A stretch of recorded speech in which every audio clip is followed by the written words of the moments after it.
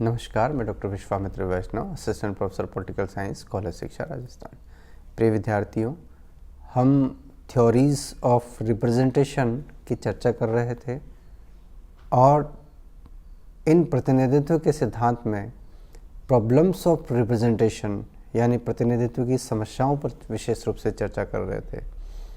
और इसमें हमने देखा अभी तक कि बहुमत शासन प्रणाली में या आधुनिक लोकतांत्रिक शासन व्यवस्थाओं में जब निर्वाचन का परिणाम आता है तो वहाँ पर उस परिणाम की फाइंडिंग्स से हमें ये महसूस होता है, ये पता चलता है कि जिसको सबसे कम वोट प्राप्त होते हैं वो कई बार विजय होता है, या व्यवस्थापिका में प्राप्त जो बहुमत है और वास्तव में निर्वाचन का जो परिणाम है उसमें बहुत ज़्यादा अंतर आ जाता है, या फिर अल्पमतीय सरकारें जो है वो अल्पमतीय राजनीतिक दल जो है वो सरकारों का निर्माण करते हैं।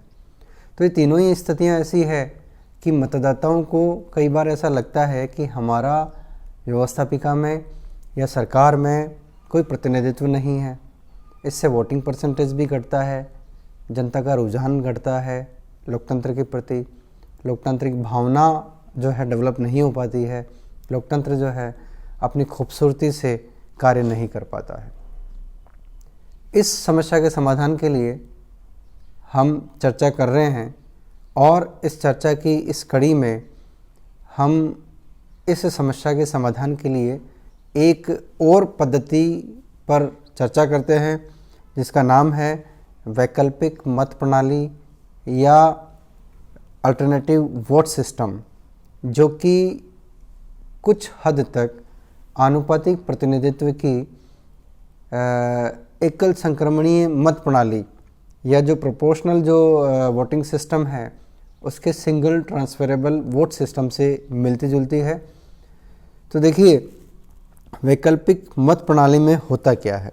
देखिए एक निर्वाचन क्षेत्र होता है और उस निर्वाचन क्षेत्र में से एक प्रतिनिधि को चुना जाना है, यानी निर्वाचन क्षेत्र जो है एक सदस्यीय होता है। तो जितने भी 2, 3, 4 सदस्य वहाँ पर उम्मीदवार के रूप में अपनी भागीदारी रखते हैं उनको वहाँ की जनता वोट देती है और उनमें से एक चुना जाता है। यहाँ पर उसको 50% + 1 या एक निर्धारित कोटा होता है जिसको प्राप्त करना होता है, तभी वो चुनाव में विजयी होगा।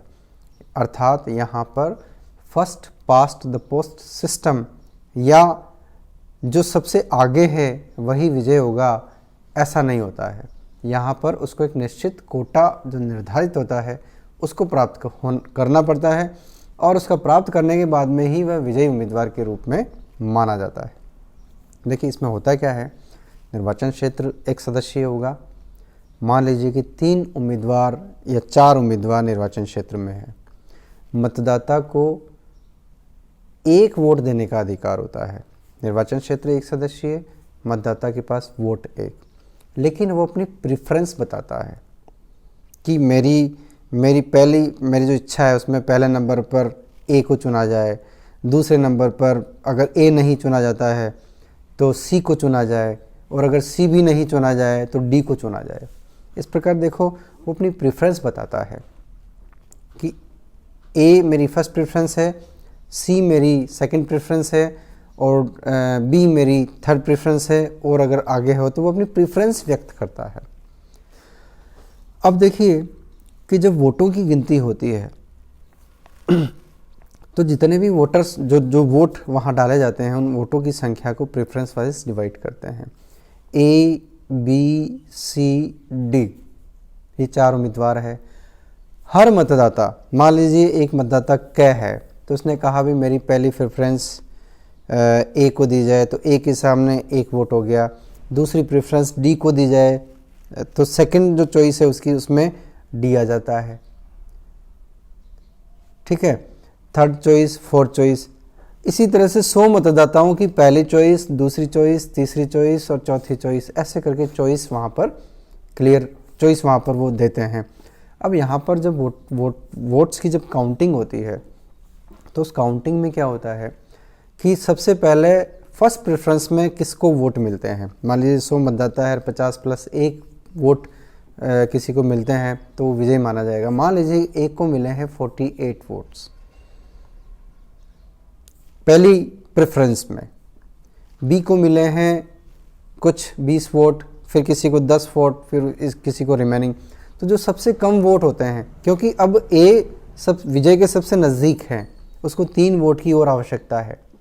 और मान लीजिए सबसे कम वोट बी को मिले हैं फर्स्ट प्रेफरेंस में, मान लीजिए कि उसको जो है सबसे कम वोट फर्स्ट प्रेफरेंस में 10 मिले हैं या 20 मिले हैं, तो बी के जो वोट है उसकी जो सेकंड चॉइस है, बी की सेकंड चॉइस, उस सेकंड चॉइस को बचे हुए ए, बी, ए, सी और डी में बांट दिया जाता है।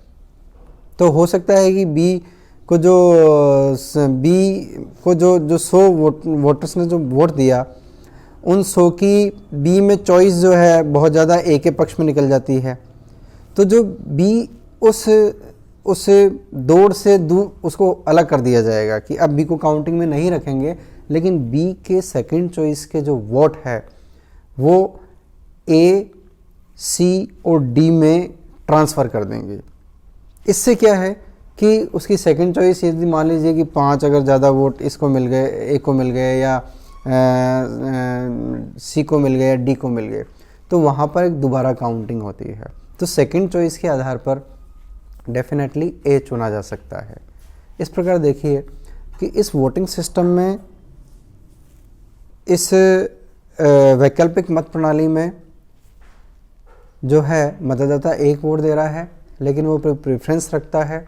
किसी को अगर निश्चित कोटा प्राप्त नहीं होता है तो सबसे कम जिसको मत प्राप्त होते हैं उसकी सेकंड चॉइस को अन्य उम्मीदवारों में ट्रांसफ़र कर दिया जाता है और उसके बाद रीकाउंटिंग होती है और फिर निश्चित रूप से यहाँ पर एक रिज़ल्ट हमारे सामने आता है।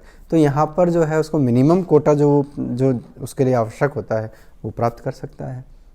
इस प्रकार हमारे सामने जो 3 बड़ी समस्याएं थी, उन तीनों समस्याओं के समाधान के लिए हर मतदाता को ये लगे कि हमारा प्रतिनिधि व्यवस्थापिका में है और वास्तव में वो बहुमत का प्रतिनिधित्व करे, वास्तव में एक एक वोट की वैल्यू रहे, इसके लिए वैकल्पिक मत प्रणाली भी महत्वपूर्ण है। इस प्रकार हम जो है वैकल्पिक मत प्रणाली को या सेकंड बैलेट सिस्टम को, अल्टरनेटिव बैलेट सिस्टम को या जो आनुपातिक प्रतिनिधित्व की जो संक्रमणीय मत प्रणाली एकल सिंगल ट्रांसफरेबल वोट सिस्टम है, इसको हम समझ सकते हैं। धन्यवाद।